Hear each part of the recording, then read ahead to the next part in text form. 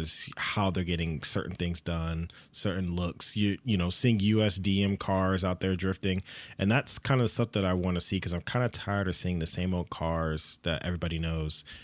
So, you know, at something like Final Bout, people are like, well, I can't have a freaking, you know, this Sylvia or whatever or that car. So let me take this crazy car out here and drift this.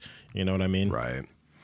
I'm kind of the opposite end of the spectrum, dude. And maybe it's because you lived in Japan a lot longer than I did. I'm still drawn to DoriDore because of that. Japan does have a very specific style that Americans haven't replicated. Verbatim, you know what I mean? Or haven't, I guess, taken the torch would be the better one. I feel like we're always kind of chasing what Japan is doing. And honestly, it'll probably always be that way. Because that's just how it works. It's like they started doing this shit 5 years ago and now we're catching up. You know what I mean? So for Japanese guys, it's like, oh, we've been doing this for a while. Let's mix it up now. And so I feel like it's like always kind of behind the curve because there's such a focus on, you know, all eyes are on Japan as far as drifting goes. Yeah. So for me, it's like these events bring up what's the latest, like what are people doing now? DoriDore, I'm noticing like, yeah, it's a lot of Sylvias and a lot of Skylines, but there's also a lot of off the wall builds that you wouldn't think of. You know, there's SEMA, like there was a Y31 SEMA that competed a couple years ago. There was, the Yakara's Crown, you know, I mean, there's different platforms for sure.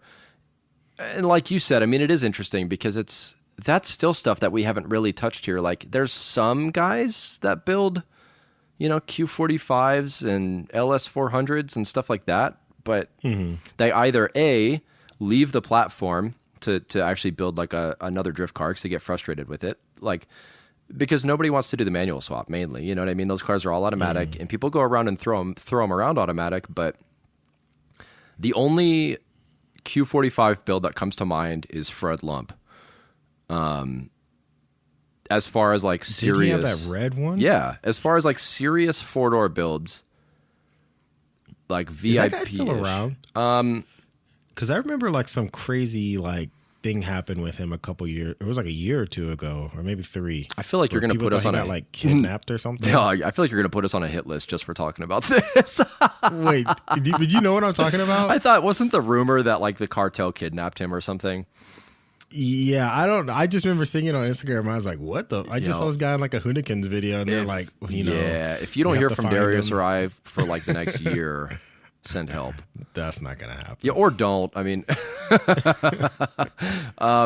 but no, I mean, aside from him, yeah, I've probably seen a couple 4-door like big builds in passing, but I think that's going to be the next wave. I think the next wave is like, of course, everybody's getting all enamored with these JZX 100s, but I think the next real big wave is going to be building bigger 4-doors. And like we shouted out DeWill Kid a couple episodes ago because he's got that big GS 300.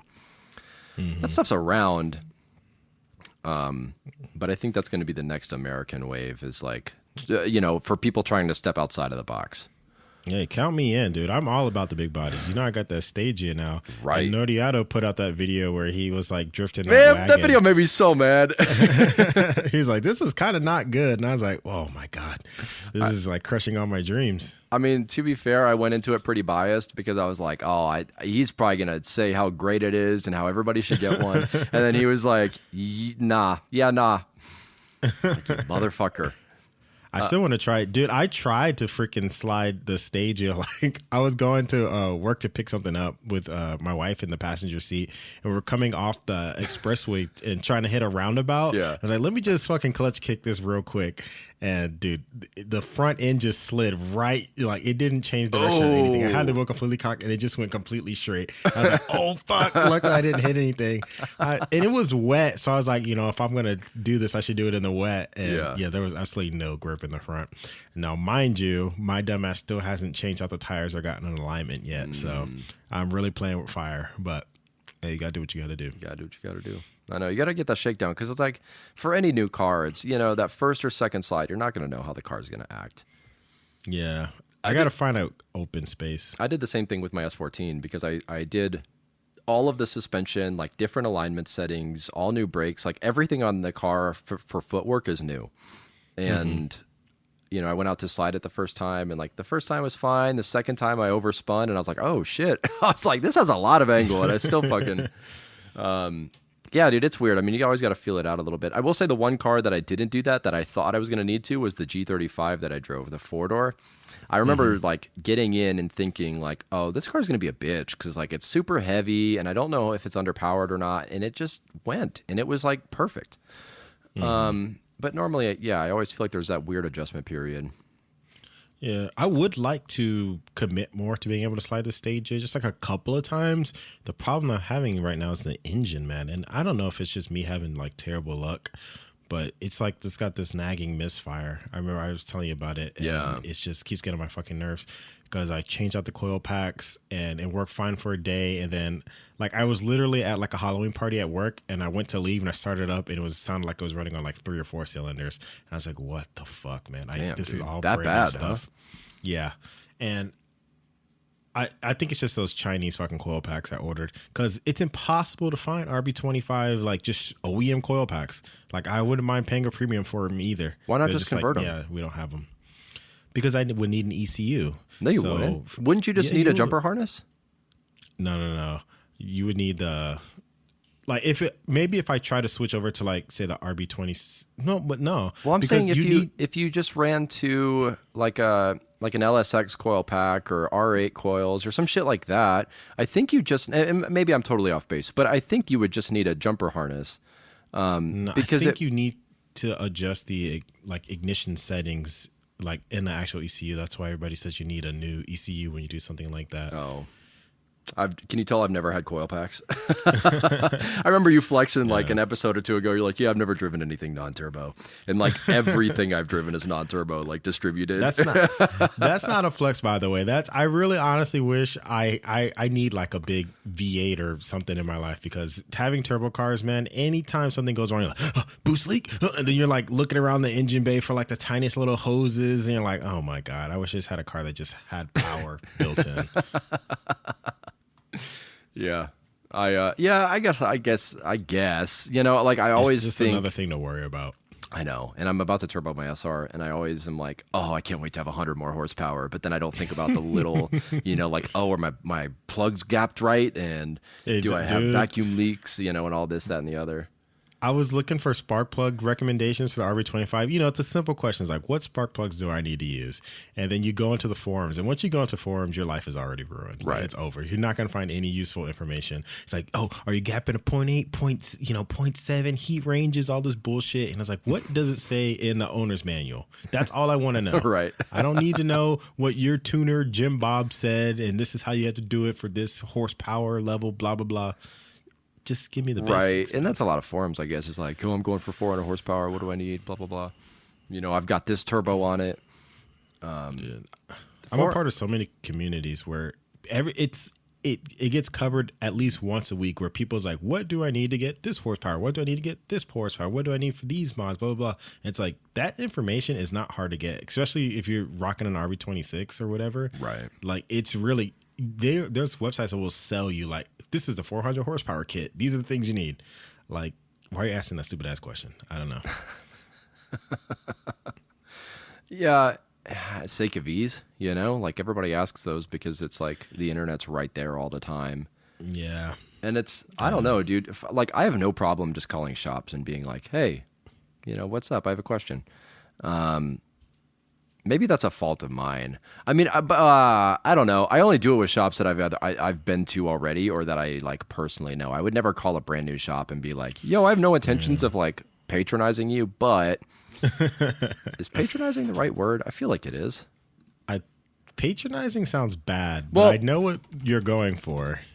Patronizing. Like becoming a patron of yours, maybe? Oh, shit. Yeah, I think you're right. Welcome to the Grammar Podcast. With frequent as a customer. Yeah, it's never mind. No, that's not patronizing. That's just, well, it's a present participle. Yeah, I guess it works. Checks out. But no, you're right. I mean, normally that's negative. Man, we've been fucking up the words today. What is the deal? Let's shift gears a little bit though. You wanted to talk about Nomuken Jr.'s build, and I didn't even know there was a Nomuken Jr. Yeah. Period. I think he drives in Formula. Not is it Formula Drift D1. Japan or D1. I think he drives in D1 in a 4-door R34. It's like green and white.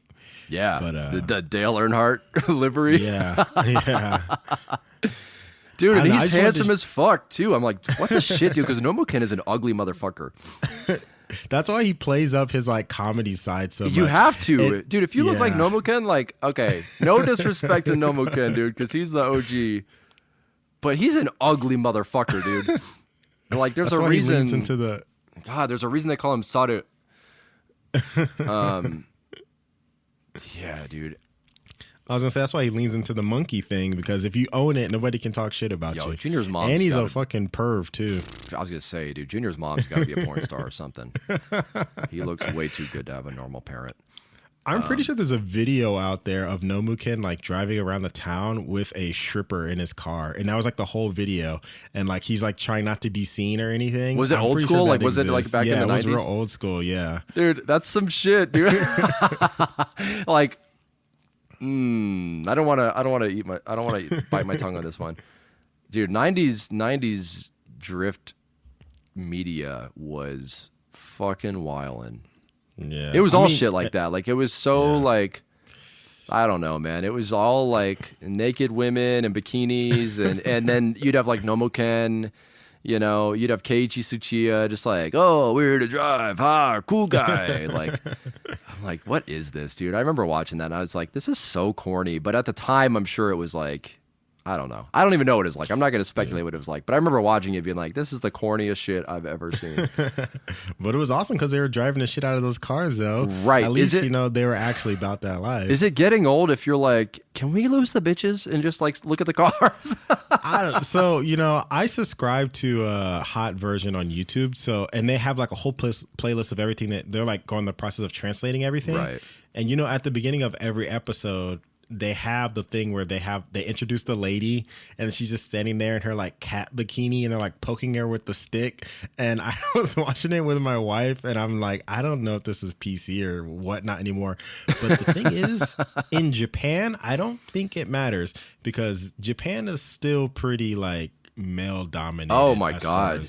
Yeah, like way more. And nobody, I mean, I shouldn't say nobody talks about it. I'm sure everybody talks about it. But no, you're totally right. Like it's absolutely a man's world in Japan.